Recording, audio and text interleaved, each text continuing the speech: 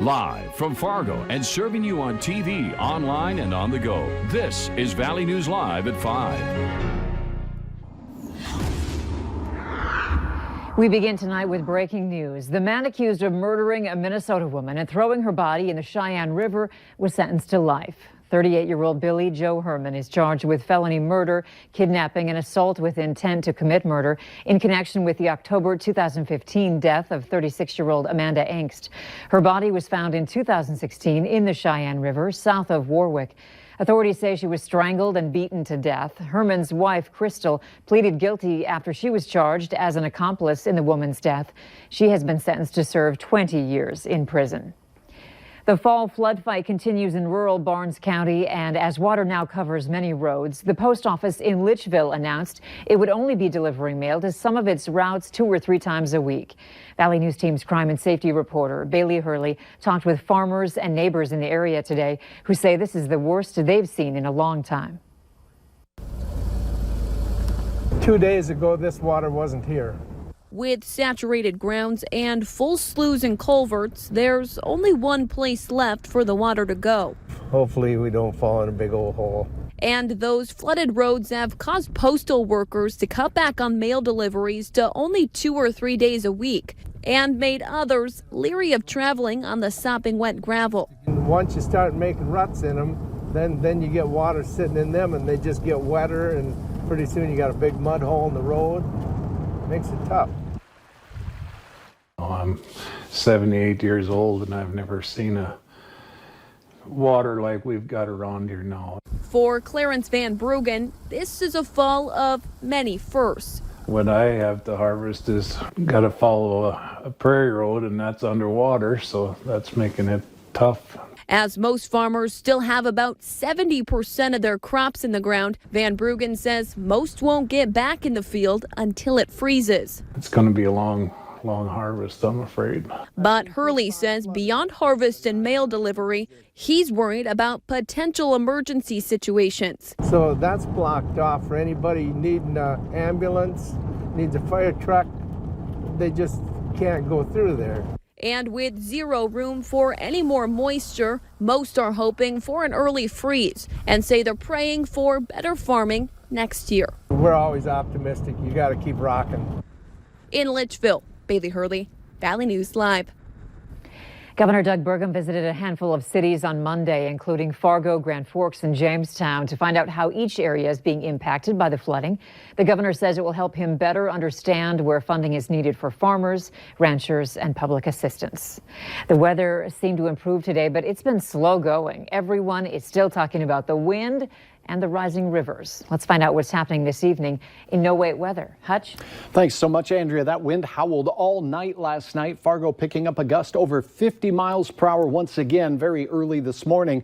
And we've gusted throughout the day over 40 miles per hour. So another windy one across the region, and the satellite showing most of the cloud cover and showers are confined off into northern Minnesota as we head into the evening hours. Our wind is still robust, though, with the latest readings showing gusts to nearly 40 miles per hour. Here is a look at our Dakota Magic Casino cam. Those flags continue to whip in the wind. In Fargo, temperatures will drop into the 30s. We'll have a mix of clouds and breaks in the clouds across our skies.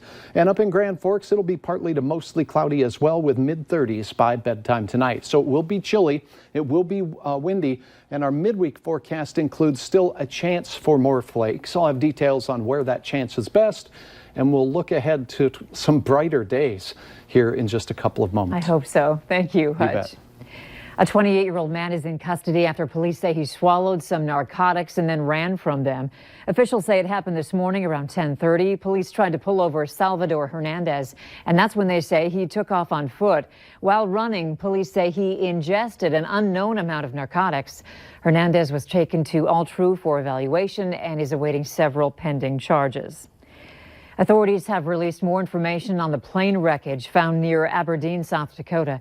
Officials have also confirmed one body was found among the debris, and they have identified it. Brown County Chief Deputy Dave Lunsman says the body of 70-year-old Gerald Saliski of Hecla, South Dakota, was found 3 miles north of Aberdeen last night. Searchers have been looking for a plane after one took off from that city on October 9th, headed to Oaks, but never made it. Officials in Aberdeen say that a hunter found the plane around dusk yesterday.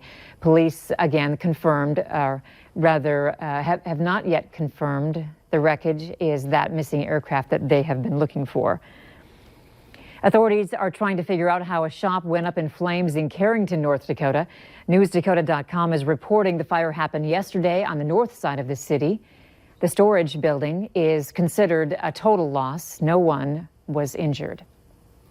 A co-owner of a Fargo restaurant has agreed to plead guilty to a federal charge of harboring illegal immigrants. Jose Gutierrez is accused of shielding 2 workers from detection by hiring them as cooks at Mango's Mexican and American Grill. According to court documents, federal prosecutors say the workers were not eligible to be legally employed in the U.S. The maximum sentence for harboring illegal immigrants is 10 years in prison and a $250,000 fine, but under terms of the agreement, prosecutors and defense attorneys will recommend that Gutierrez serve 2 years probation and pay a $15,000 fine. The plea agreement must still be approved by a federal judge. A key U.S. diplomat faces the closed-door House panel as a part of the impeachment inquiry into President Trump's withholding of military aid to Ukraine, days before a phone call in which the president asked Ukraine to investigate the Bidens. Meanwhile, one of the president's most recent comments about that inquiry is drawing backlash. Nicole Killian is on Capitol Hill with the latest. A tweet from President Trump comparing the House impeachment inquiry to a lynching is sparking outcry from Democrats on Capitol Hill. I resent it tremendously. And on the 2020 campaign trail. How dare he? And yet again, it is an example of Donald Trump having no appreciation for the history of this nation. White House spokesman Hogan Gidley says the president is being treated unfairly. He's not comparing himself to those dark times. Let's be very clear about what he's doing. He is receiving zero due process from Democrats on the Hill. That's what he's talking about. Some congressional Republicans backed up that sentiment. I get his absolute rejection of the process. I wouldn't use the word lynching. It is an unfair process, and a better way to characterize it would be to call it an unfair process. The Congressional Black Caucus condemned the president's tweet while the impeachment inquiry showed no signs of slowing down. Mr. Taylor. Acting Ambassador to Ukraine Bill Taylor faced a crush of cameras on Capitol Hill. It was Taylor who raised red flags about a possible quid pro quo. He texted colleagues, "I think it's crazy to withhold security assistance for help with a political campaign." This is my most disturbing day in Congress so far. Very troubling. Sources described Taylor's closed-door testimony as lengthy and damning and said he did not walk back his position on the text messages. Nicole Killian, CBS News, Capitol Hill. The Deputy Assistant Secretary of Defense for Russia, Ukraine, and Eurasia, Laura Cooper, is expected to appear on Capitol Hill as part of the impeachment inquiry tomorrow. A grand jury in Massachusetts has filed more charges in the college admissions case. The superseding indictment alleges actress Lori Loughlin and 10 other defendants conspired to commit federal program bribery by bribing university employees to facilitate their children's college admission. In exchange, employees of the universities allegedly put the children in favored admissions categories, such as athletic recruits, even though they had little to no athletic ability. The Village Family Service Center's Moorhead office is moving to a larger location that provides twice the space for therapy sessions. The new building is at 815 37th Avenue South in Moorhead and opens on Monday, October 28th. That location will feature 16 individual therapist offices, a playroom and 2 specialty play therapy rooms with observation windows. Also, the Moorhead office will be closed October 24th and 25th. The Fargo Police Department has a special announcement for all trick-or-treaters in the FM area. A post on their Facebook page says they have Halloween safety color books, pumpkin flashing LED lights, pencils, trick-or-treat bags in their lobby. That location is 105 25th Street North. So if you are out and about, you can stop in and get some free Halloween goodies. Two lawmakers are getting in on the Bison Jackrabbits rivalry with a friendly bet. ESPN's College Game Days featuring the biggest college football game of the weekend on Saturday. So North Dakota Congressman Kelly Armstrong and South Dakota Congressman Dusty Johnson have made a friendly wager over the game. The loser will have to display the winning team's helmet in their office for a week and endure some good-natured public shaming, as Representative Johnson puts it.